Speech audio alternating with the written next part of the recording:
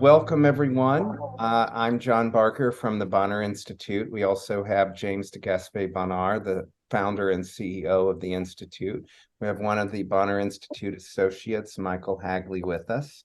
And I'm delighted to introduce Karima Mariama Author, who will introduce and discuss the topic of emotional intelligence and its relevance for leaders. And I like to give my bio of Karima. So I first met Karima. Karima is a member of the faculty in a class called on corporate governance through Wharton that I took in, let's see, that was in the end of 2021, beginning of 2022. And it was a wonderful class. And during that class, and I'm going to have to show my screen, I just want to show, this just gives one tiny slice of Karima's expertise. Karima authored a book called Poised for Excellence, Fundamental Principles of Effective Leadership in the Boardroom and Beyond. And I would like to note that part one, covering principles that foster leadership excellence, includes a section on emotional intelligence. And I'm sure you see in the news all the time how leadership is becoming a more important issue than ever, to think very consciously about it.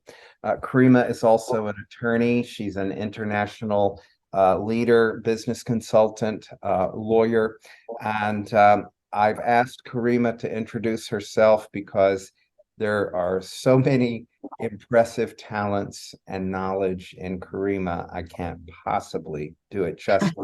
So Karima, if you can introduce yourself, and I will go on mute now. And Lynn McDonald, thank you so much for joining us.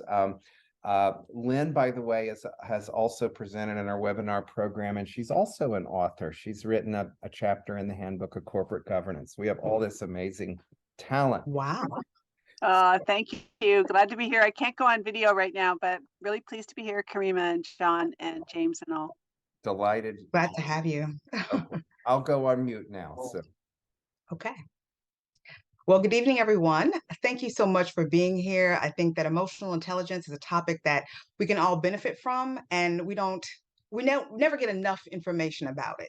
But before I begin to talk to you a little bit about why I think it's important and what are some key components of it that I want you to take away today, I will tell you a little bit more about myself. Yes, my name is Karima Mariama Arthur. I am a corporate attorney, and I've been so for the past 20 years. But somewhere along that journey, which I think emotional intelligence had a lot to do with it, I realized that there was so much more I needed to do with my life and so much more I could give, so much value into the marketplace. And so I asked myself, where are those blind spots in corporate America? Because those were the benchmark of my clientele. And so I realized that leadership effectiveness and managing organizations was a big blind spot. And I wanted to delve more deeply into that using the skills and experience I got as an attorney, as well as the rest of my wheelhouse. And so I tell people, especially those who are looking to embark on an entrepreneurial path, think about your career anchors, those things that really ground you, the things that you like to do. Don't give it up. Don't think about that. And also those myriad other skills that can help you to function at a high level in your work. And that's wheelhouse, not just the technical expertise. And along that journey, long before I got to Wordsmith Rapport, which is the company that I function in now, I dabbled a little bit into wine. So it was so great to hear Jason say that he was in California. I'm originally from California, but he's in wine country. And so I am a sommelier. From the Court of Master Sommeliers. I also have my advanced WSET degree because it really helps to look at wine both academically and also from a service perspective if you really want to be able to help people to level up every meal they have and enjoy that dinner with those special people that they come to do. So with that said, I'm going to talk a little bit now about the topic of emotional intelligence and first just kind of some background on why I know that it's important for all of us as leaders, no matter what the industry is and no matter where you are, if you're a high performer or a high potential, leadership effectiveness cannot be completely sustained if you don't have both technical skill set and also that category of soft skills that I really like to call more fundamental skill sets. As leaders, we are charged with being able to lead and influence other people. And you can only go so far, and as my mom would say, no further, if you just stop at technical expertise. Yes, you need to have that substantive skill set to do the work you do. As an attorney, I better know the law, I better know how to read it, know how to navigate it and apply it to a set of facts. But the number one reason, as we've looked at all the think tanks in America and some without, 58% of your leadership success has everything to do with emotional intelligence. And most corporate folks are failing because they lack those soft skills or those fundamental skill sets, not necessarily because of the technical skill sets. Because we know that to be true, things like executive presence, emotional intelligence, cultural competencies all need to be elevated so that we can extract what we need to show up the way we want to in every professional endeavor. And that's what I want you to get out tonight. I want you to be able to see what Daniel Goleman believes to be the 5 basic components. He breaks them out into a larger section sometimes, but for our purposes, we're going to focus on those 5 and then talk a little bit about what emotions are. And then I'd like to hear from you about your own experiences, your thoughts, or questions that you may have in terms of navigating this. And so when we think about emotions, people sometimes categorically look at emotions as being good or bad, but they're not. What are emotions? Emotions are just data. We use to analyze, just like we do as attorneys with the law. John is well familiar with that aspect. It's data that can give us information about what to do next, what to think next, what to give to someone, what not to give to someone. And so if you understand that, then emotions don't become bad or good things. Are not scary. For example, fear is not scary if you know the message that fear is giving you. And so I don't know if any of you are familiar. There's a wheel called the feeling wheel that was developed at the Gottman Institute. And so it talks about some basic components when you think about emotions. And the reason why I love this wheel is because it shows you some basic emotions like mad, happy, sad, and then branches out to things that are more specific, because we know maybe intellectually that there are tons of emotions and gradations of emotions, but we don't tap into even the basic ones, so we can't get to exactly the heart of what we're feeling. And so the first part of the first purpose of that wheel is understanding that it has a descriptive component. We're asking ourselves, what is the universe of emotions that we have access to? And how do we apply them to ourselves to understand what we're feeling in a given moment? So having that native context for what an emotion is to you is critical. It's also critical, especially when we go over the 5 components, about what you're seeing in other people. What is the level of anger or angst that they may be feeling? Is it just a little bit because of something that they didn't think was going to work out? Or are they totally full blown and going crazy, like they're about to blow the spot up? And so when you're looking at emotions, it's important to understand the descriptive component to see where you are and what's going on. The second component of that is a diagnostic component, because you're really asking yourself, okay, so I know what I'm feeling. Why am I feeling what I'm feeling? Because sometimes, I think all the times, we all come with baggage from the past, our own unique set of experience that may trigger certain emotional responses within us. And so it's important to understand, why am I feeling that? Is it really accurate for me to be feeling that, even though that's what I'm connecting it to? What is the purpose behind that? What am I feeling in my gut that is causing me to feel this way or that way? So descriptive, diagnostic, and then we want to look at 2 other components, both predictive and prescriptive. So in predictive, you know what you're feeling, you know why you're feeling it. And then you want to ask yourself, so I know what I'm feeling, I know why. What do I want to feel? So if you understand where that stuff is coming from, then you can then direct yourself, because you need to influence your own emotions to where you want to go, to what you want to feel, to what you want to show up as in any given situation. And lastly, prescriptive helps you to understand maybe what should you be doing, what should you in the future. So if you look at that wheel and you're able to get those 4 components down and be able to sort of filter through them, then you get a lot more information about the data that is emotions, and that's the foundation or the bedrock in which I want to start. Now I'd like to go into Dr. Goleman's 5 basic components. And I love them because they really give you a snapshot of what emotional intelligence is. And it's something that really demystifies the whole thing and makes it really accessible for everyday folks just to understand and find useful to be able to deal with on a daily basis. So the first component is self-awareness. And self-awareness is just what it sounds like. It is your own conscientious knowledge of your character, emotions, motivation, and drive. Conscientious knowledge of your own character, emotions, motivation, and drive. And the reason why the word conscientious, I think, is so critical right here is because it's something that you have to look at intentionally. It's not as if the emotional ebb and flow is just going, you're not sure, you're just kind of observing. Self-awareness causes you to be both introspective and observative at the same time. You have to be able to look inside yourself as well as self as an object of itself. So you're seeing yourself here and then self as an object of itself, because it requires you to spend some time understanding sort of those components I talked about in that feeling wheel, and then to go back out and try to mimic that, try to put it into real time as you are executing it. The other portion of self-awareness that I think is so critical, when you look at a definition, like people say, what is self-awareness? Well, again, it's that conscientious knowledge of that, but it's of your own emotions, but also your capacity to influence those of others. So to recognize and influence your own emotions, but to recognize and influence those of others. Why is that important? Because you can't give away, first of all, what you don't own. So you need to be practiced in doing that for yourself, to recognize those range of emotions that occur within your own self. But then when necessary, that you understand within your leadership toolbox, what are the tweaks that you can apply so that you can influence better your own emotions? And then when you're interacting with other humans, because we're created to connect, what do you see that's happening with that individual or group of individuals? And then what might you be able to do to influence the range of emotions that they're feeling to help them achieve what they need to achieve? So self-awareness is something that's critical. It's something that is really the foundation when you look at these components. And for me, I first became aware of self-awareness when I was in law school. John knows this, knows this experience so well, because I, for the first time, I think in my life, really was in a position where I experienced the full gamut of emotions: happiness, sad, uncertainty, guilt, everything that could possibly be in that will. I'm going to tell you that I felt it. And looking back, because I didn't have the context to call it emotional intelligence or be self-aware at that time, but looking back, it was clear to me that that's what was happening.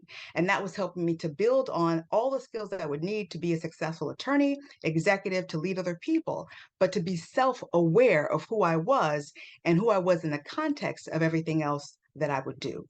And so what I would offer you in order to increase your own self-awareness is just take a moment to understand the full gamut of emotions that we can experience, and start to journal and ask yourself, what did I feel today? And why did I feel today? What does that tell me about what I want to feel going forward? And then how can I influence those feelings deep into the future? And that's how you begin to get sort of a handle on self-awareness. The next component is self-regulation. And I love self-regulation because I really like to think of it on a continuum. So on the one hand, there is self-advocacy, which you might not have expected, because when we think about self-regulation, we think about the other end of the spectrum, which is more self-control, like being able to tamp down on your emotions. I have an interesting story that I'm going to tell you about my own, or my firm's own, interaction with somebody who had a real problem with self-regulation, but I want to talk a little bit more about this spectrum. So when you are thinking about regulation, why I start on the self-advocacy spectrum is because so many of us, and it may have been like a certain time in your life or in your career when self-advocacy may have been the most important thing, and the difference between you getting a job, keeping a job, or anything along those lines. And so we have to feel as individuals that we have the heart, the capacity, the competence, the courage to be able to speak up on behalf of ourselves. As attorneys, this is something that we learned in school, but we don't always apply. And I've seen my colleagues, not even to the extent that they need to be a good advocate for anyone else, but they stop when it comes to ourselves, to open your mouth and deliver a message that matters because it needs to be heard. So we need to elevate that sort of self-advocacy portion on self-regulation, as well as being able to regulate our emotions and control them, because they can get you into lots of trouble. Just because you think of something doesn't mean you need to say it, and doesn't mean you need to act on it. Can you imagine the craziness that would occur if every time someone got you upset that you told them in the way that you might have told them, with the emotion that might have been riling in you at the time? And so that allows you to take a step back to think about, it doesn't mean that what you're feeling is not valid. It means how you navigate the emotion is what is going to be hit or miss for you in your career. So when it came to self-regulation, we had a client, it was a top attorney in a top firm who had a big issue with self-regulation.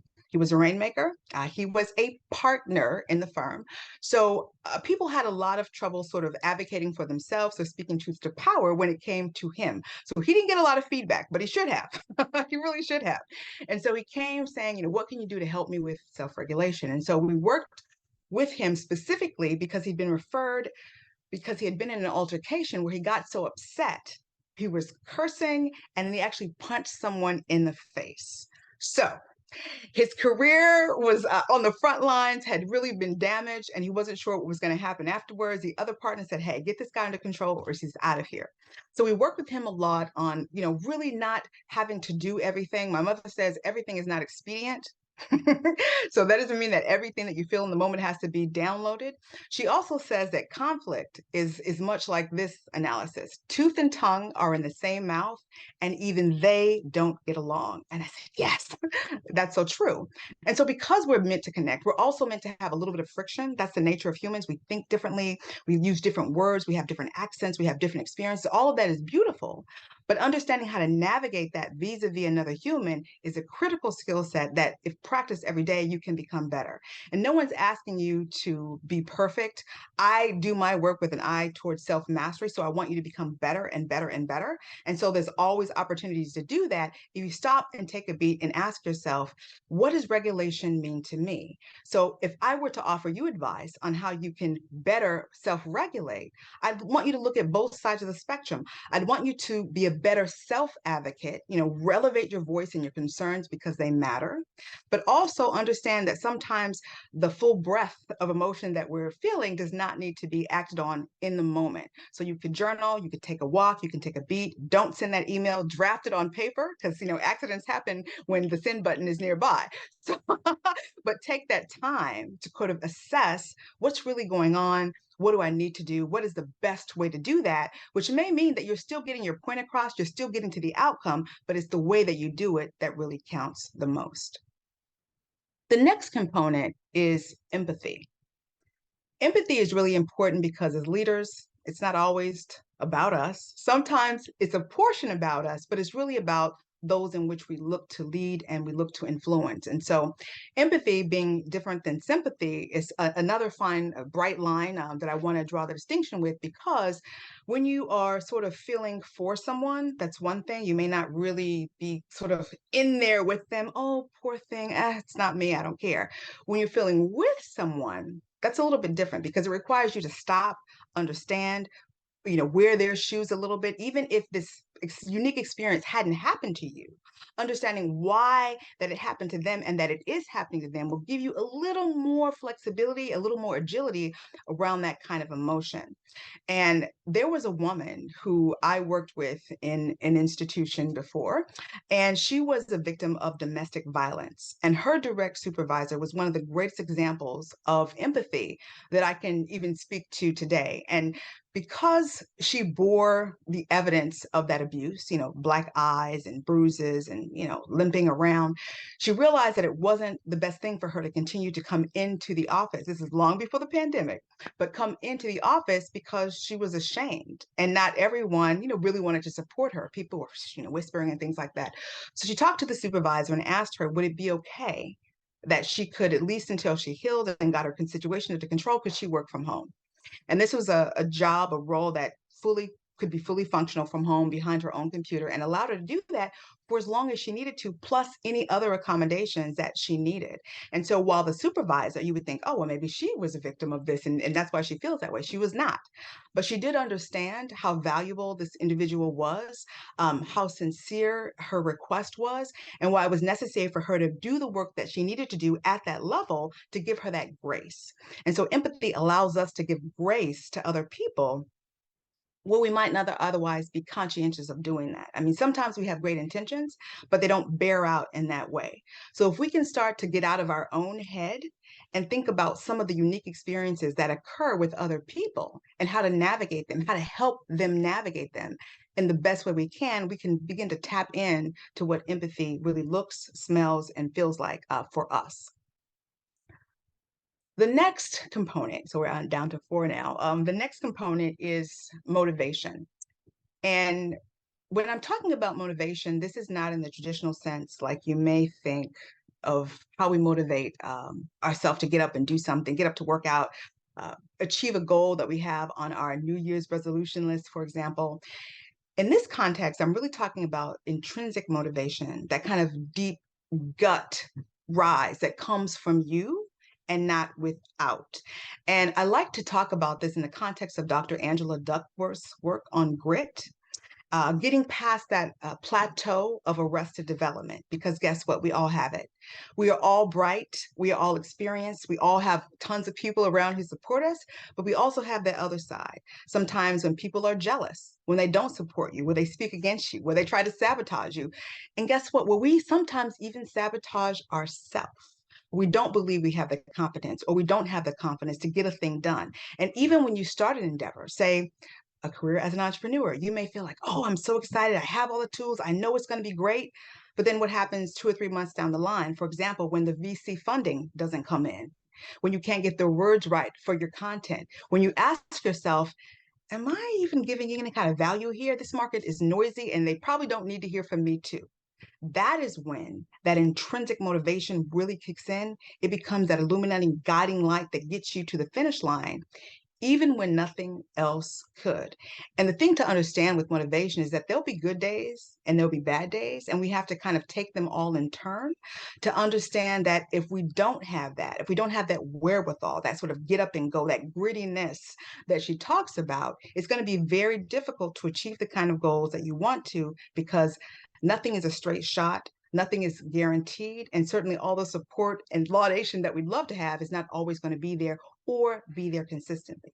So if you want to develop yourself around motivation, you want to really tell yourself, or this is one of the things I think is really, really helpful. When you get into one of those cycles, like a vortex of, depression or sadness or indecision, I want you to develop a list of 10 items that you could do in the moment that get you out of your head, that get you out of that mood. It may be taking a hot bath. It may be listening to a particular playlist. It may be taking a walk around the block, going for your favorite ice cream, calling your best friend. Those are the kinds of things that you want to be able to leverage in those moments when you think that there's no tomorrow. There's no way that you can get over that. Yes, it will give you that bridge to be able to find that grit that allows you to go to the next level. And so some of us, we don't think about that. We just think, oh, I just have to grapple with this. Yeah, you're grappling with it. It's how you grapple with it that can be conducive to you being able to put that smile on your face and in your heart to be able to go to the next step. So consider that. And then finally, social skills. Social skills, our ability to navigate everyday interactions with other humans, not just to survive, because you need that skill, is a survival skill, but also to thrive. And again, when you think about emotional intelligence, you may not think about the component of social skills, but because, again, we're social beings and created to connect, we have to be able to do that when it comes to other humans. And even with the pandemic and working from home, we're not immune from dealing with other people. And so the question becomes, in terms of social skills, what's the crux of that? Like, why is it even important? Because it's part of the bigger umbrella of decision-making skills. And some wise person said, I don't remember who said it at the time, is that you are free to make a decision. You can go left or you can go right, but you're not free from the consequences of those decisions. And so because of that, we want to have the kind of toolbox that allows us to understand public speaking, communication, which is a a subset of the bigger umbrella of communication. When you're talking about performance feedback or all of those things, conflict resolution, crisis management, all of those sort of skill sets that come into play when you're dealing with other people, processes, and organizations. What does that look like? What does that look like for someone who looks amazing on paper? Okay, they've gone to all the best schools, they've worked for all the best companies, they've commanded the best salaries, everyone knows them, but they're failing in all of these other areas. They come to work late, for example, and they don't make any apology about it. And people are watching. People are watching whether you realize it or not. And as leaders, you have to be aware of that. When it comes to giving a performance review, that, for example, say you didn't know how to do that, and you're hitting on all the dark spots for the person, but not the things that they're doing well, or you have no advice to give them about what's next. Here's what you didn't do well, but here are some tools that you can use to make yourself become better, for example. So all of these sort of skills that you need, we would say, in the range of human interaction are just as critical as those things that we learned in school, those things that we learned in certificates and everything else. And if you're not able to sort of call them all together, then you'll find yourself at a loss in the end. So emotion is just data. There's 4 ways to look at them. And then there's 5 basic components of emotional intelligence that I really want you to be able to harness down on so that you can be the best that you can be in every professional context. I'd now like to open the floor for discussion, for comments, questions, and all of the above. So Karima, that was fantastic. And I just want to say we have a small group, so I think we can all unmute ourselves and have a conversation. Sure. I did put in the chat links to the Plutchik emotion wheel. I think that's one of the best tools. And I do have 2 questions. And one thing I would like to note, I know everyone in this call, some very well, some less well, but I know aspirations of several people on this call.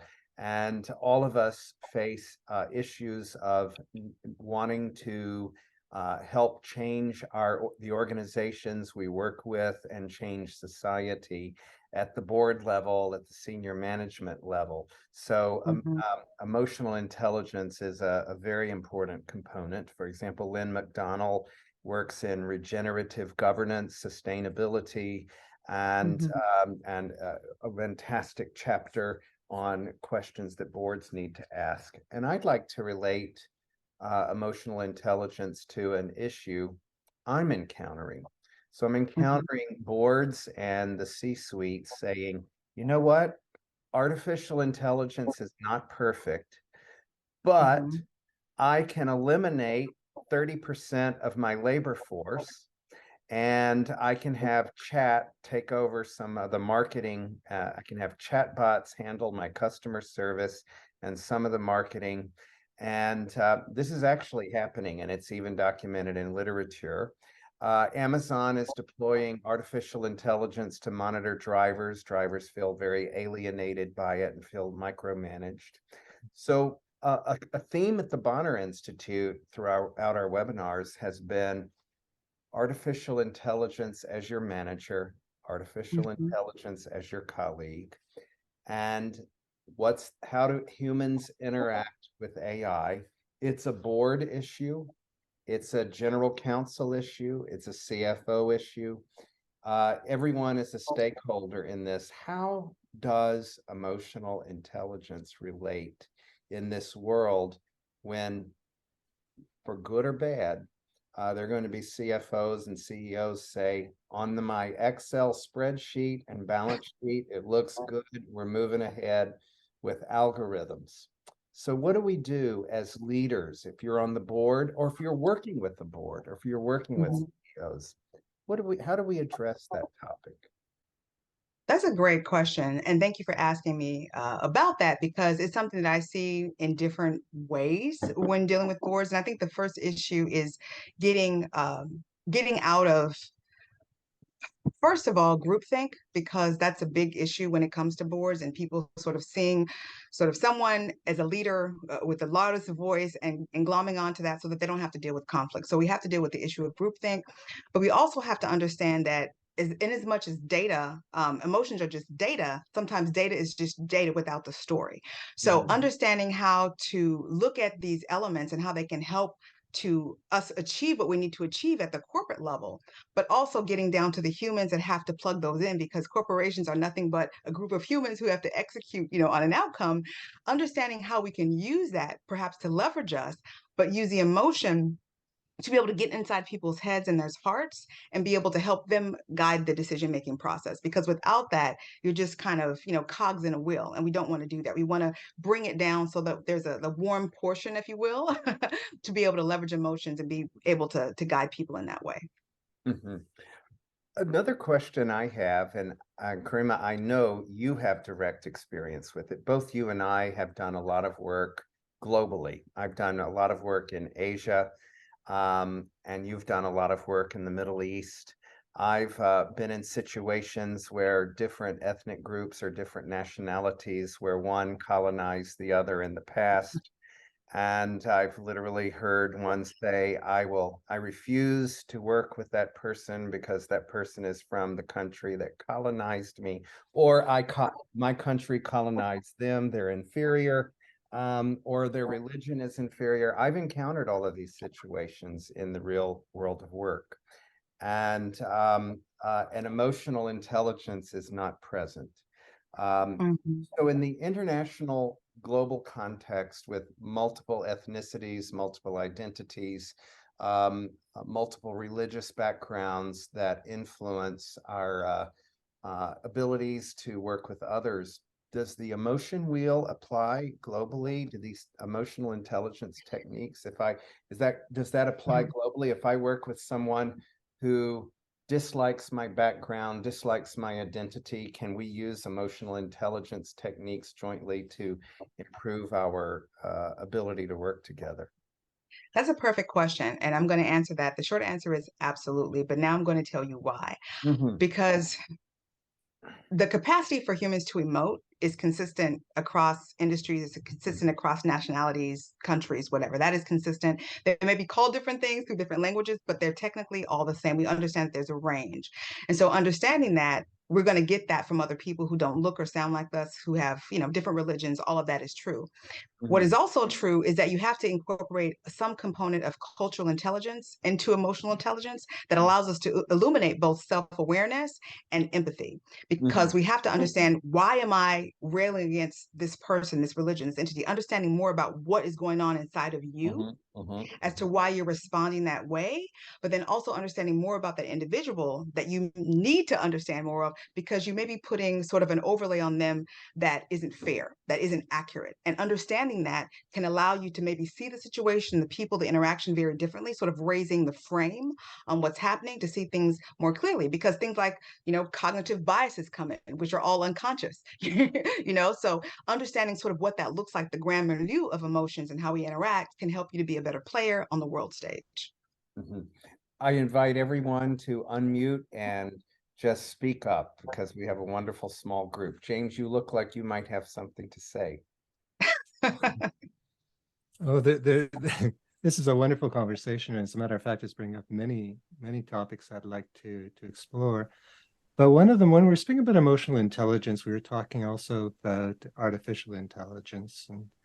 And I was wondering if, Karima, for you, emotional intelligence isn't the necessary element for our species to remain human. Yeah, I think so. And it's something that is certainly defining with us, but also with the animal kingdom. We've done enough research to understand that animals also have their own, modes of communication, but they also have a full range of emotions. And it's expressed, like sadness, for example, in the studies done on elephants, that when they mourn the death of part of their flock, or their family members who's passed or something, that there's a real emotional response that comes to that. That's sadness, that's grief, that's remorse. And they've been able to calculate that and identify it with granularity.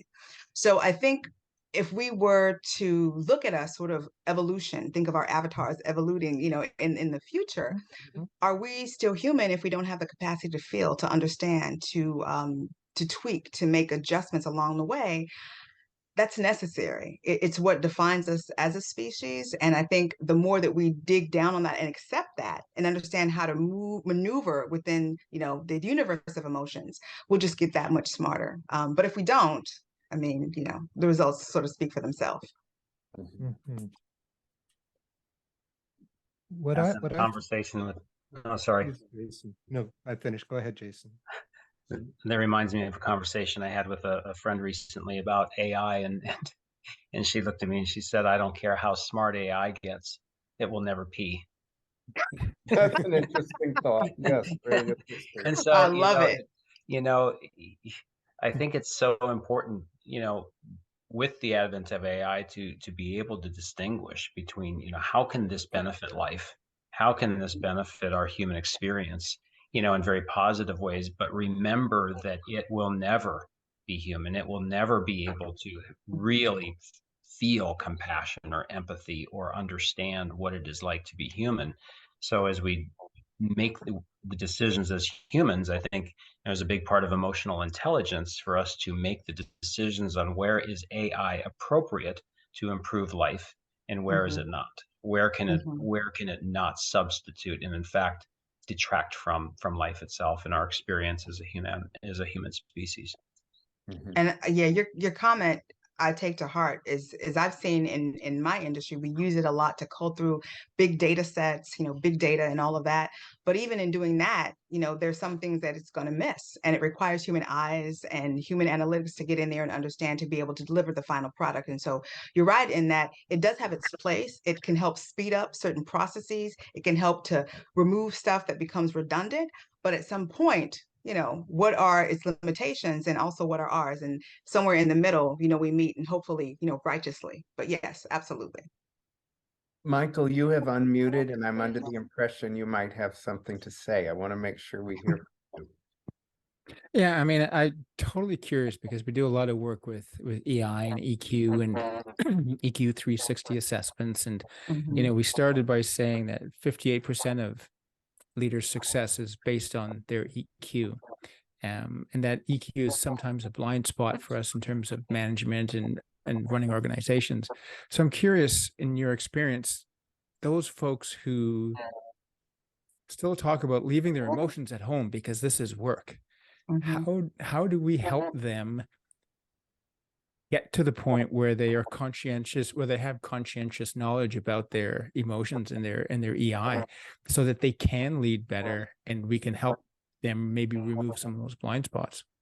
Yeah, I think the first part is making it okay to emote. In some cultures and some work cultures, emotions have to be left out because that's the way they develop the culture.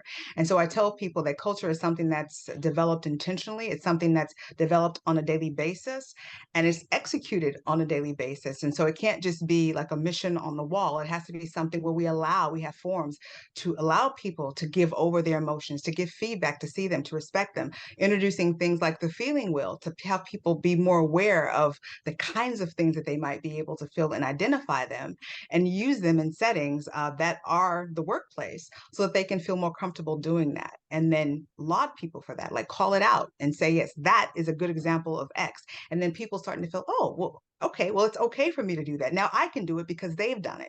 And so making it part of culture, I think, is a really huge thing, but making it big, not just a sign on the wall. And I get from that leaders will have to go first in kind of that vulnerability loop to start showing emotions that suggest that it's okay. Yeah, we do go first as leaders because that's where people get their cues, from that influence. And so being able to get out there, show it so other people can then do it themselves is a big part of that process. You just can't ask people to do something. Like I said, you can't give away what you don't own. You can't ask people to do something that you're not willing to do yourself. Awesome. Thanks. Lynn, you have unmuted. I have a feeling you have something to say. And I've been thinking about you and your topics throughout this webinar, and on many different levels. So Thank you, John, and thank you, Karima. Really a potent topic. It's almost, I was thinking as you were talking about the various dimensions, how it's almost like the sleeping unnamed under a board meeting or in a situation where it's actually quite active, but it's not something that people talk about and are sort of feeling they're able to talk about, yet it's so determining of reactions to ideas, and it's so wrapped up with identity, and there's sort of a performative aspect that people kind of paint on, but underneath they actually have real emotions, but it's not like, so I'm kind of with Michael around like, how do we do it, and like how do we bring forth, how do we make it discussable, or something like, even when we're talking about in a boardroom situation about change, we often we kind of look at it as sort of a sterile kind of like, what's our resources, what's our expectations, what's the output, what's the results. Yeah. And this, instead of like Nora Bateson, who is the daughter of Gregory Bateson, the great anthropologist, she talks about warm data. So that you have cool data, which is the statistics, but warm data is the context of what the effect, like what is the context of data. And I have a feeling that we're just on the cusp of, and I'd be really interested in your views around, are we, because of the interconnectedness and our peril and everything being kind of, we're needing to have a bigger view, are we, is kind of this emotional intelligence right now, our inability to talk about it, kind of a bit of a shield? And if we were able to kind of penetrate that, would we maybe accept more of reality? Because in a way, my sense is, and I don't know whether, is that the emotional, the walls of feeling something seem to, I think, block out reality as well. And so just your thoughts on, is there something around emotional intelligence connected to transformative change? And if we don't kind of do the first, we can't do the second. Yeah, I would say absolutely the yes. And the term vulnerability has come up a lot. And I think that creates the context for even being able to say something like in a board meeting, well, what do you feel about that? Can you identify an emotion that you tie to that that's behind what you're feeling, for example? And even in the language that we use, the descriptive language that opens up doors for people to be able to verbalize, what they feel or what they think. So I think it's important to understand that as humans, yes, there is an aspect of, say, wanting to be powerful, where we think emotions have no place. But the real power is when you are able to unmask all of that and show up with that in the context of the outcome that you want to seek. And so using emotions as sort of the gas behind the wheel to allow you to go further, faster. You can do that when you bring in things, for example, like executive presence, and you look at character, substance, and style, and you see people who are able to exhibit all of this wonderfulness, make you feel like you're the only person in the room. Yes, they may have power. Yes, they may have substance, but they also know how to use emotion to connect and to influence. And it's a beautiful thing when done well. Ooh, I love that, because it almost suggests that, I mean, I was kind of seeing it as a bit of a resistance factor, but it also is, as you say, the fuel for connection, the fuel for moving forward. And and it can be something that unlocks and kind of creates movement and progression. So love that. Yeah, and I will. And one other thing I'm going to say is that when we do that and we're working on, with an eye towards being sincere about it, it really allows people to see us more as human and not the thing. For example, like me, not the attorney, not the conservative, this or that. And they're like, oh, she's real. She's human. She bleeds and dies just like everyone else, as a matter of fact. And sometimes that inspires people to show more of themselves and accept their own humanness. So, brilliant. Love it.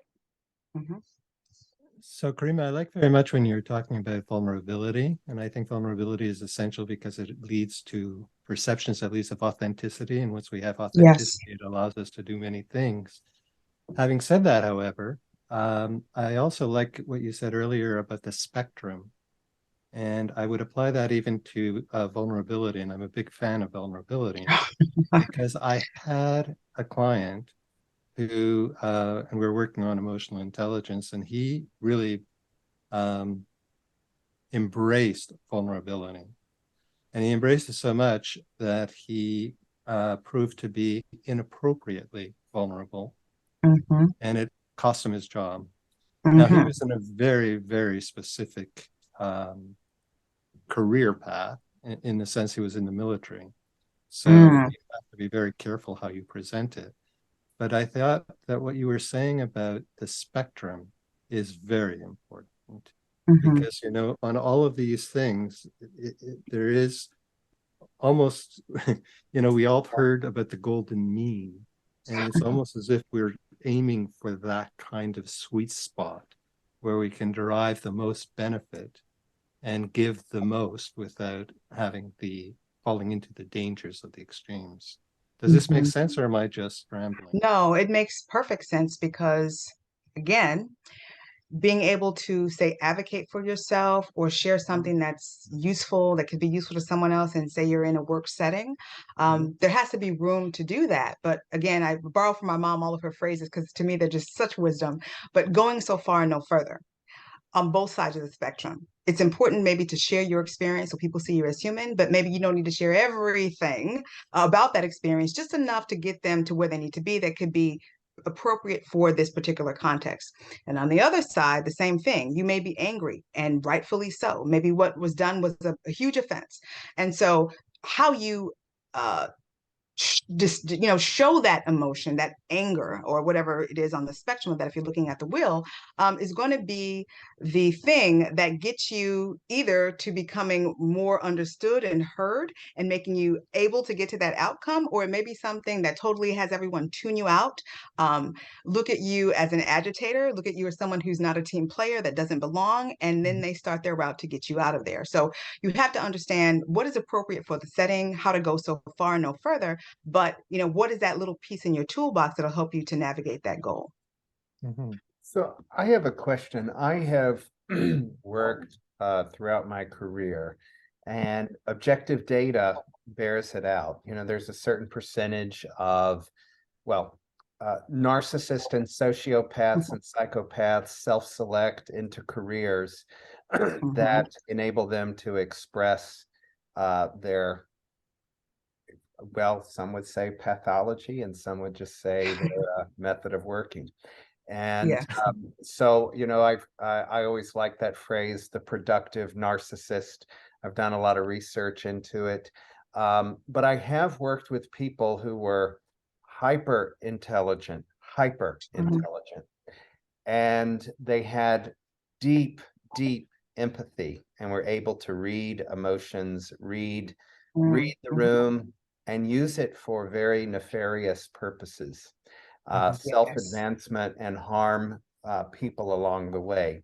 So in the past, when I first learned about emotional intelligence, I automatically assumed it followed ethics and morals, but I no longer believe that. I believe that emotional intelligence is almost an instrument that can be used.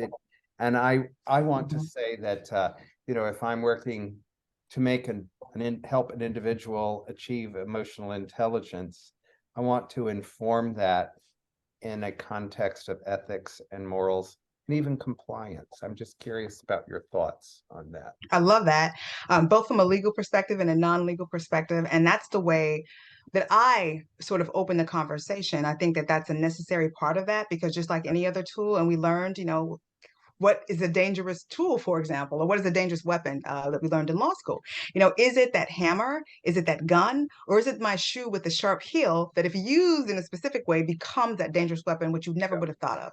And so when you think about emotions in that context, I think you discover the same thing, that people can have bad intentions, and they can use that data to inform a process that looks nothing like healing, that looks nothing like, you know, getting to the outcome and everybody being on board. And so I think you have to be careful with that. But also, I think there's a way to inform that when you're dealing with other people, that you can see them coming from a mile away. And that's also something that I like to teach, because just because someone comes with a bag of tricks doesn't mean they're going to be able to use them vis-a-vis or against you just because they have it. And so we become smarter and able to see certain things, and we can cut them off, you know, I would like to add that I have been in situations. I actually resigned from a company because of the unethical behavior of a senior leader who wanted me to work for him.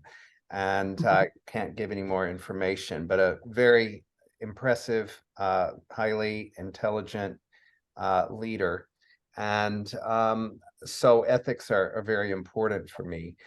And but one of the things that concerns me is that the senior leadership in that organization did see what was coming from a mile away, and that person would test the waters with little actions, and the little actions would be ratified, and then the next action would be bigger, and that would be ratified. Then the entire organization had to adapt to that individual. So I'm fascinated.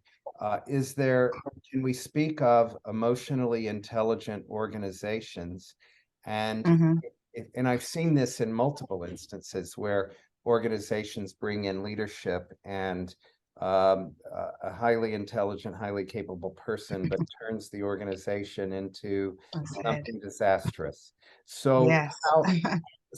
I want to say, yes, we can see it from a mile away, but I've seen more frequently that the bad behaviors and are not only ratified, but they're adopted and they spread throughout the organization. We can look at several instances of compliance many. failures in the news. And so I'm just curious, what happens in that context? How do we work with emotional intelligence in that context? I think that the first part of that is it's so easy to glom onto something. And when someone sort of starts something in motion, if they're in a position of power, for you just to co-sign, or if you have unclean hands, if there's a specific reason why you as a senior executive, for example, want to co-sign to make things go a certain way. And that's why I always talk about culture being the bedrock of this and what people do on a daily basis, because you can put structures in place, you can develop a culture that is rich, that rails against that, and you can empower people to be able to speak up against that and do things that would short stall that. And so if you don't have that as part of culture, if people don't feel empowered, if they don't feel that they're able to do it, if people won't do it, then you get a very different result. And so I think it goes to the heart of what the organization is and what they believe in, what they're doing on a daily basis, that informs what that process will look like when you get to that, rubber meeting the road. Well, let's say that I'm the chair of the board of directors of a major bank in the United States, headquartered in California, and I have several compliance violations, and the Department of Justice has come after me several times. And my board has ratified unethical and illegal behavior several times. The fines imposed by the Department of Justice have been low relative to the revenue, and the violations continue. What is the motivation? How do we affect that change? If the board comes to me and says, John, how do we solve this ugly compliance problem and get out of it? And I want to say, well, you need to change your culture, but no, we have to make profit and maximize shareholder value, and that's our way to do it. But these are the arguments I actually see and encounter. So of course, I'm exaggerating because of our lack of time. But how do you, I agree with you that culture is intentional. What is the message to that board? And then once you have a board that's operating correctly, how do you ensure after turnover on the board and turnover in the C-suite that you are able to preserve that culture and use the tools of emotional intelligence even to make it persist after turnover? I think, first of all, you need to check your fiduciary duty inside the room, not at the door, but inside the room. And so that's one thing that we have to make front and center, and make sure that people understand what that looks like. And when it doesn't look like that, that you call it out. I think that has to be part of that. I also think that is an extension of what we're talking about here. When you talk about risk management, is something that's also critical, because if you have certain structures in place, and that is an iterative process, and you can catch certain things, and you can build in a structure that allows you to check people or check processes when they happen. So it's no big deal. It's not someone laying on the slab, but it's something that they need to do and that has to happen. I think that's a good workaround to be able to do that. And when you sort of add emotional intelligence as that last overlay, I think, again, we have to empower people on a daily basis. We have to check things on a daily basis and not just sort of smooth it over, send people to workshops and forget about it. It's what are we doing on a daily basis to prove that up? So, Karina, Are you saying that at the end of the day, what we need is strong, ethical, purposeful leadership? Indeed, we do. We do. No, We no, don't but always get it. We don't no, always but get it. at the highest level, because Mhm. if we don't have it at the highest level, then it won't happen. Then it won't happen. And to John's point about composition, recomposition, and board refreshment, all of those things have to come into play in the preparatory process and succession planning and all of that. And that depends on good, ethical, strong leadership. Yes. Very interesting. So we have 3 minutes left, and I'd like to ask, does anyone have additional comments or questions? I, of course, could. I'm so fascinated by the topic of emotional intelligence and how Karima has enriched my view of it and my thoughts. And now I have to go research some things. I've been making notes. I hope you didn't notice I was making notes. So any other comments or questions from anyone? So Karima, anything you would like to add before we adjourn? Well, I know that everyone on this call is highly intelligent and also probably highly emotionally intelligent. But I would just offer the fact that we can always improve. It's something that we're not born with, but we can improve on every day, and just commit to it, commit to helping others do that so that we can make this world go round, emotion by emotion. Yeah. Well, I'd like to conclude that, I want to just read a quote from one of my favorite books. And Karima, I know you saw me push this book in our Wharton class, Deborah Madonick's book, The Corporate Governance Revolution. And this is her quote about the need for change at the board level. She said, "The stakes are huge, as 500 companies are responsible for 70% of global production, and fewer than 100 investors control the majority of corporate shares. Dwarfing many countries in size, these players control global wealth and arguably the world. So we all must care about what boards do and what businesses do. In some instances, they're much more important than government and public service. And so we must care about ethics and compliance. And if emotional intelligence is a tool that can help us get there as a society, I'm all for it. And I want to work on it individually. So thank you very much, Karima. I hope you'll come back many times. And thank you, Jason, Lynn, and Michael and James for attending. It's so delightful to see all of you. And Jason, we have to connect separately. And Michael, you and I too. And have a wonderful evening.